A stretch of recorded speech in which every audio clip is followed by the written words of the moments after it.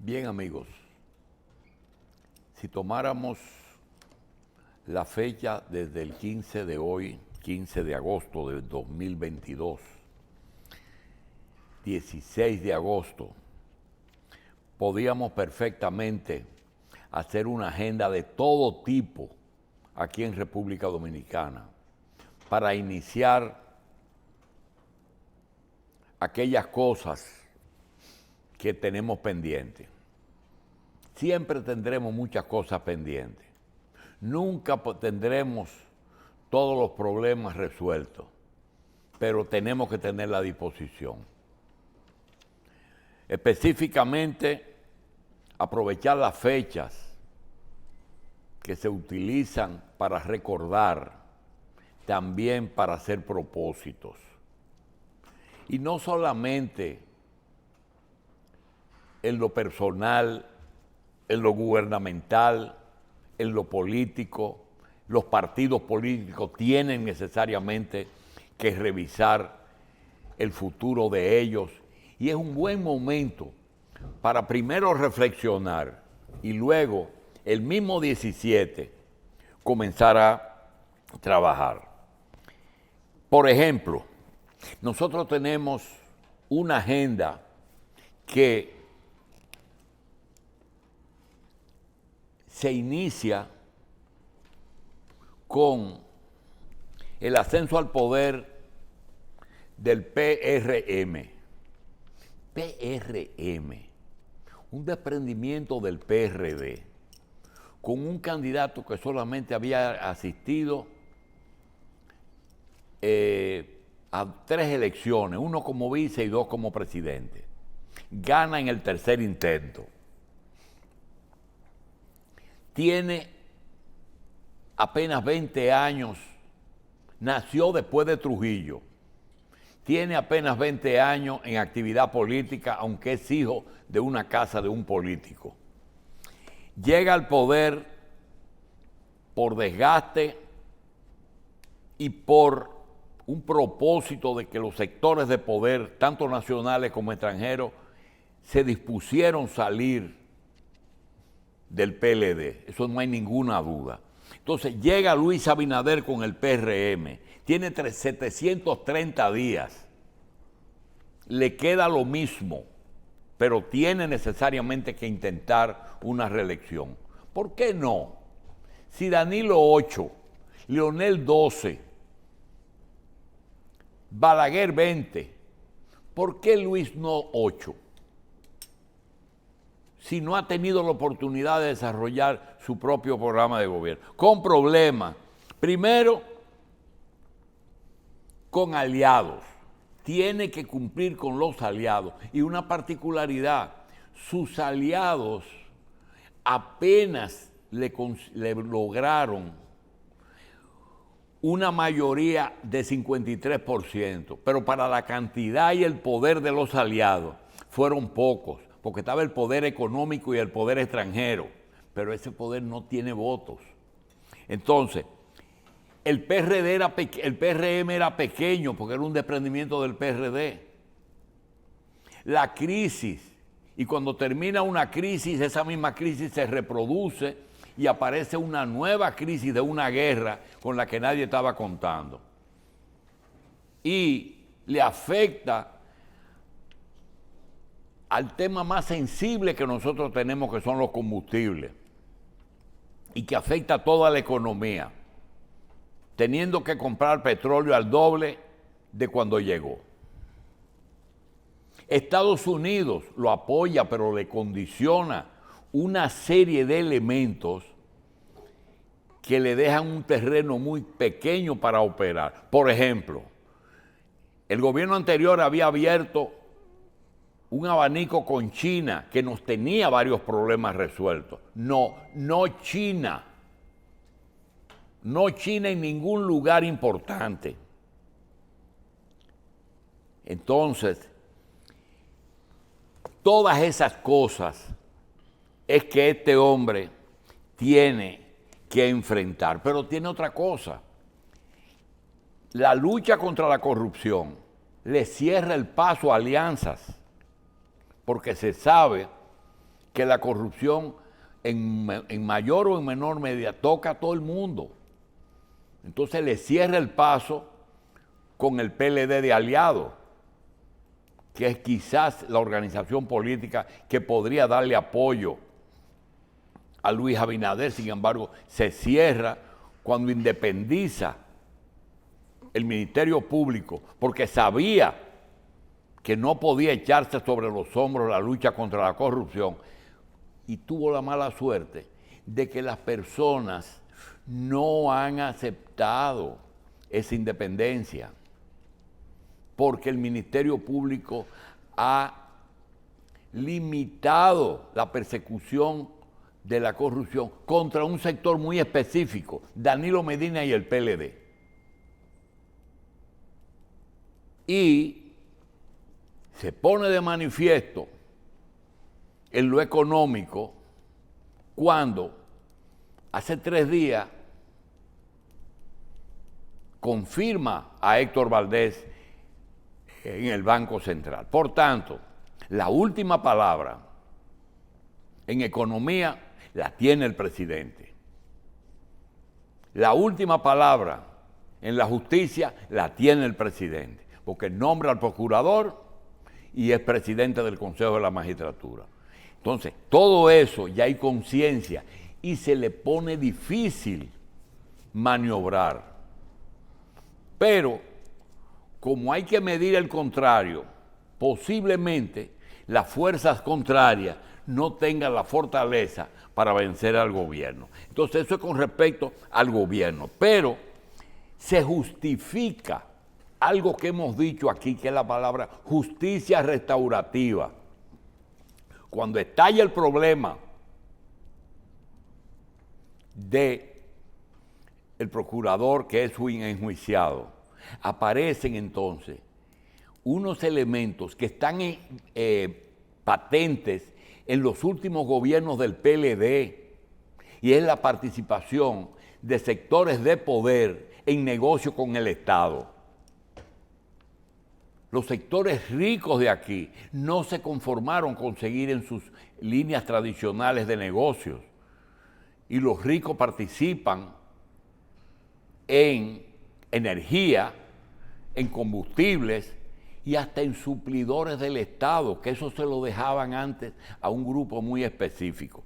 Y eso trae como consecuencia que también un sector económico que podría aportar algo a la política tiene miedo de que le toque un enjuiciamiento. Por tanto, cuando decíamos aquí justicia restaurativa, es que nos olvidemos de la trancadera de gente y que comencemos a recuperar dinero.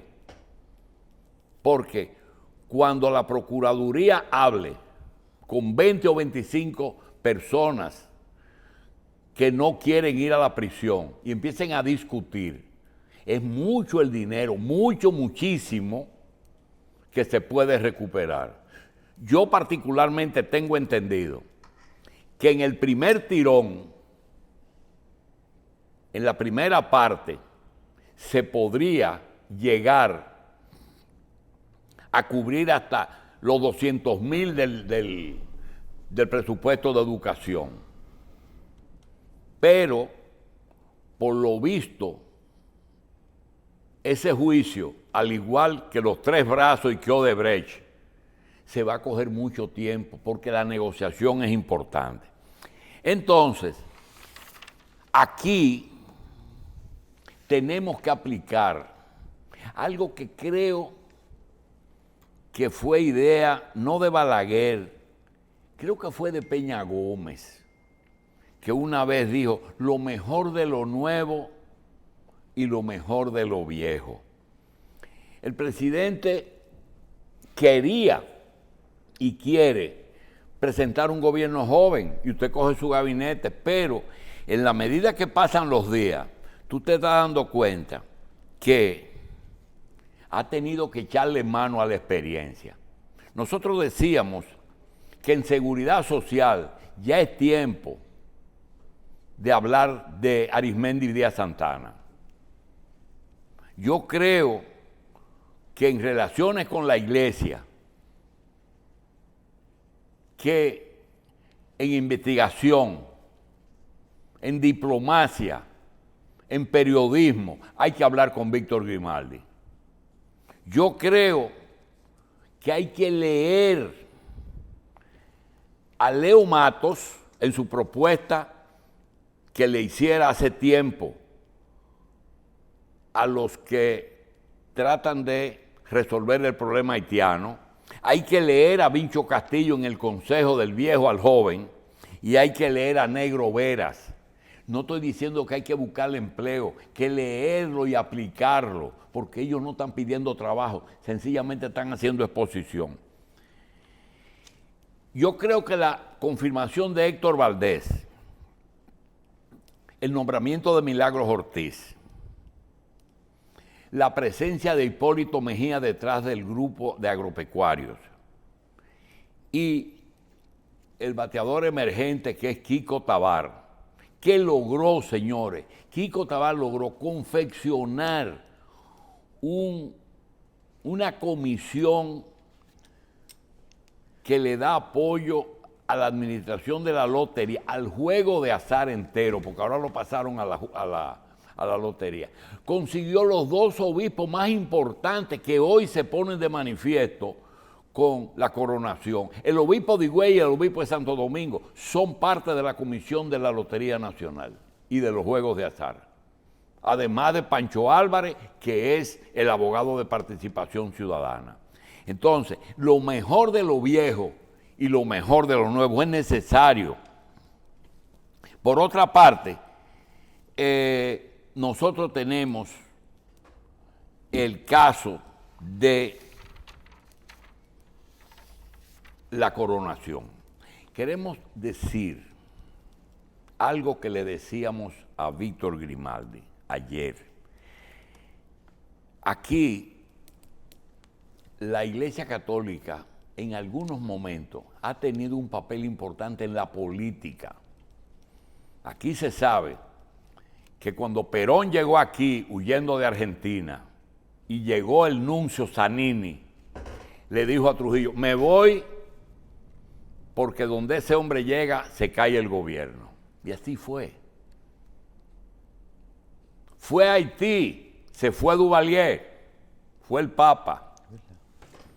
Que el mundo abra Cuba y que Cuba abra el mundo, se fue Fidel Castro. Y aquí, la carta pastoral del 50 y del 60, además de salvar muchos muchachos, también sirvió para iniciar el fin de la era de Trujillo. Fue la pastoral, no fue otra cosa. Entonces, en el año 1922, Meriño se inventa un viaje a Roma y consigue la coronación de la Virgen. La coronación de la Virgen. Pero nosotros estábamos debatiéndonos entre la patrona, que era las Mercedes, y la Altagracia, que era una leyenda. Entonces, la coronación de la Virgen de Altagracia. Pero en medio de la ocupación americana. Y entonces, la Mercedes no, porque la Mercedes siempre fue discusión. ¿Por qué la Mercedes tomó partido y se fue con los españoles en contra de los pobres indios? Y eso se quedó siempre oscuro. Pero la Altagracia la saca a la iglesia y la corona. ¿Pero en qué momento? Señores, hay que reconocer que desde el año 1823, en el que Monroe dice, América para los americanos, pero no es, en Estados Unidos dicen americanos a los estadounidenses, es América para Estados Unidos, y arrancan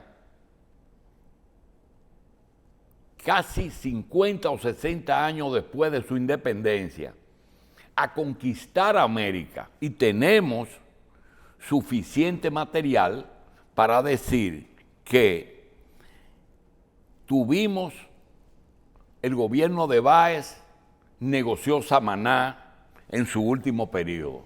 No se dio, pero trataron de conseguir la bahía de Samaná. En Cuba, la bahía de Guantánamo. En Haití tuvieron del 15 al 34,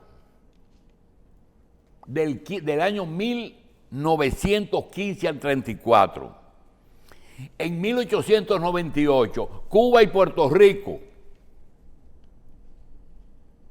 Entonces, Estados Unidos, desde la política del garrote, que así se llamó América para los americanos, no ha parado de interés en este país y en el resto de los países de América.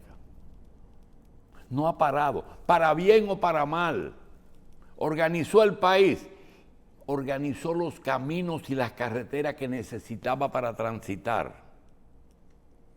Pero su objetivo era otro, el patio de su casa, así lo llamaban. Entonces, esa fecha de hoy no es una fecha religiosa, es una señal de que la iglesia participó en la desocupación.